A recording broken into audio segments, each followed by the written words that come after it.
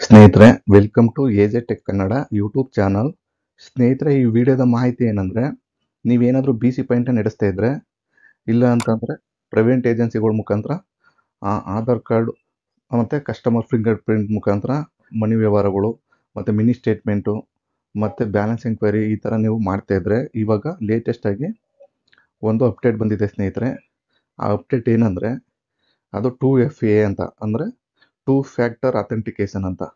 ಅಂದರೆ ಮೊದಲೆಲ್ಲ ನೀವು ನಿಮ್ಮದು ಎನಿ ಪ್ರೈವೇಟ್ ಸೆಕ್ಟರಲ್ಲಿ ಬರ್ತಕ್ಕಂಥ ಪೇ ನಿಯರ್ ಬೈ ಮತ್ತು ಏರ್ಟೆಲ್ ಪೇಮೆಂಟ್ ಬ್ಯಾಂಕ್ ಮತ್ತು ರ್ಯಾಪಿಪೇ, ರಿಲೀಪೇ, ಸ್ಪೈಸ್ ಮನಿ ಮತ್ತು ತುಂಬ ಪ್ರೈವೇಟಿಂದ ತುಂಬ ಇದೆ ಏಜೆನ್ಸಿಗಳು. ಎಲ್ಲದರಲ್ಲಿ ಯಾವುದಾದ್ರೂ ಒಂದು ನೀವು ಮಾಡ್ತಾಯಿದ್ರೆ ಏಜೆನ್ಸಿ ಮುಖಾಂತರ ಈ ವರ್ಕ್ನ ನೀವು ಯಾವುದಾದ್ರು ಏಜೆನ್ಸಿ ಮುಖಾಂತರ ಮಾಡ್ತಾಯಿದ್ರೆ, ಮೊದಲೆಲ್ಲ ಏನಿತ್ತು ಅಂದರೆ, ನೀವು ನಿಮ್ಮ ಯೂಸರ್ ನೇಮ್ ಮತ್ತು ಪಾಸ್ವರ್ಡ್ನ ಹಾಕಿದರೆ ಡೈರೆಕ್ಟಾಗಿ ಲಾಗಿನ್ ಆಗ್ತಿತ್ತು. ನಂತರ ಕಸ್ಟಮರ್ದು ಆಧಾರ್ ನಂಬರ್ನ ಹಾಕಿ ಅವರ ಫಿಂಗರ್ ಪ್ರಿಂಟ್ ತೊಗೊಂಡು ಅವ್ರ ಹಣನ ಚೆಕ್ ಮಾಡ್ಬೋದಿತ್ತು, ಇಲ್ಲ ವಿತ್ಡ್ರಾ ಮಾಡ್ಕೊಡ್ಬೋದಾಗಿತ್ತು. ಬಟ್ ಇವಾಗ ಇತ್ತೀಚೆಗೆ ಸುಮಾರು ಒಂದು ತಿಂಗಳಿಂದ ಇತ್ತೀಚೆಗೆ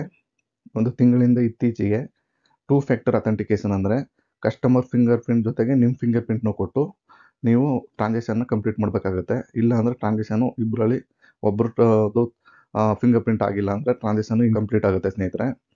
ಅದನ್ನೇ 2 ಫ್ಯಾಕ್ಟರ್ ಅಥೆಂಟಿಕೇಷನ್ ಅಂತ ಹೇಳ್ತಾರೆ.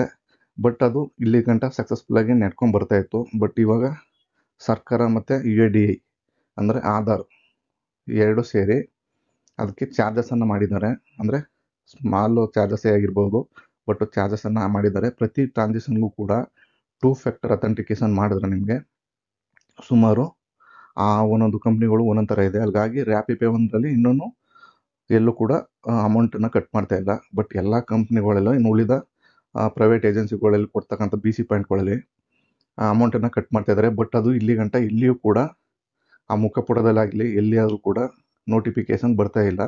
ಬಟ್ಟು 14ನೇ ತಾರೀಕಿಂದ ಇತ್ತೀಚೆಗೆ ನೀವು ಎಂಕ್ವೈರಿ ಮಾಡಲಿ, ಇಲ್ಲ ನೀವು ಕಸ್ಟಮರ್ಗೆ ಹಣ ವಿತ್ಡ್ರಾ ಮಾಡಲಿ, 2 ಫ್ಯಾಕ್ಟರ್ ಅಥೆಂಟಿಕೇಷನ್ ಆಯಿತು ಅಂದರೆ ನಿಮಗೆ ಬರ್ತಕ್ಕಂಥ ಇನ್ಕಮ್ ಮೇಲೆ ಅದು ಅಮೌಂಟು ಕಟ್ಟಾಗುತ್ತೆ ಸ್ನೇಹಿತರೆ.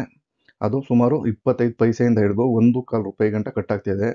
ಈಗ ನಾವು ಸಪೋಸು ನಿಯರ್ ಬೈಲಿ ಆಯಿತು ಅಂದರೆ 0.94 ಪೈಸೆ ಪ್ಲಸ್ GST 18%, ಅಂದರೆ 1 ರೂಪಾಯಿ 25 ಪೈಸೆ ಗಂಟಲೂ ನಿಮ್ಮ ಅಮೌಂಟು ನಿಮ್ಮ ಅಕೌಂಟಿಂದ ಡೆಬಿಟ್ ಆಗುತ್ತೆ ಸ್ನೇಹಿತರೆ, ಆಟೋಮೆಟಿಕ್ಕಾಗಿ.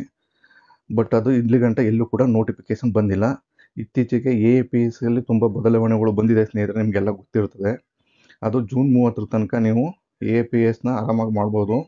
ನಂತರ ಸುಮಾರು ಕಠಿಣ ಸಮಸ್ಯೆಗಳು ಬರುತ್ತೆ ನಿಮಗೆ. ಅಂದರೆ ಬಯೋಮೆಟ್ರಿಕ್ ಡಿವೈಸ್ನ ಚೇಂಜ್ ಮಾಡಬೇಕಾಗತ್ತೆ.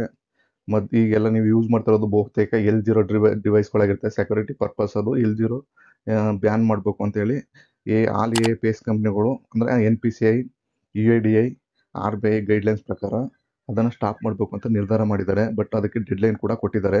ನಂತರ ನೀವು L1 ಡಿವೈಸ್ನ ಪರ್ಚೇಸ್ ಮಾಡಬೇಕಾಗತ್ತೆ. ಅದು ಮಿನಿಮಮ್ ನಿಮ್ಗೆ ಇಲ್ಲ ಅಂದರೂ ಕಾಸ್ಟ್ ಅದು 4000ಇಂದ 5000 ಗಂಟ ಆಗುತ್ತೆ ಅದು ಸ್ನೇಹಿತರೆ. ಈಗ ಆಲ್ರೆಡಿ ನೀವು ಮಾಡ್ತಕ್ಕಂಥ AAPS ಮಾಡ್ತಕ್ಕಂಥ ಆ್ಯಪಲ್ಲಿ ಮುಖಪುಟದಲ್ಲಿ ನಿಮಗೆ ಅದು ತೋರಿಸ್ತಾ ಇರ್ತದೆ, L0ಇಂದ L1ಗೆ ಅಪ್ಗ್ರೇಡ್ ಮಾಡಿ ಅಂತ.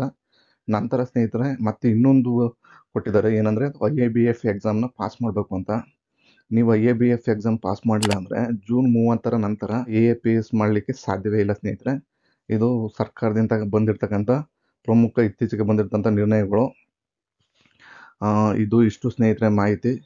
ನೀವು ಒಂದ್ಸರಿ ನಿಮಗೆ ಎಷ್ಟು ಕಟ್ಟಾಗ್ತಾಯಿದೆ, ನೀವು ಯಾವ ಕಂಪ್ನಿದು ಯೂಸ್ ಮಾಡ್ತಾ ಇದ್ದೀರಾ BC ಪಾಯಿಂಟ್ನ, ಅದನ್ನು ನಮ್ಮ ಕಾಮೆಂಟ್ ಬಾಕ್ಸಲ್ಲಿ ಹಾಕಿ ಸ್ನೇಹಿತರೆ. ಮತ್ತು ಅದೆಷ್ಟು ಚಾರ್ಜಸ್ ಆಗ್ತಾಯಿದೆ ಮುಂದೆ ವಿಡಿಯೋದಲ್ಲಿ ಫುಲ್ ಡೀಟೇಲ್ ಆಗಿ ನಿಮಗೆ ವಿವರಣೆ ಕೊಡ್ತೀನಿ. ಇಲ್ಲಿ ತನಕ ವಿಡಿಯೋ ನೋಡಿದ್ದಕ್ಕೆ ತಮಗೆಲ್ಲ ಧನ್ಯವಾದಗಳು ಸ್ನೇಹಿತರೆ. ನಮಸ್ಕಾರ.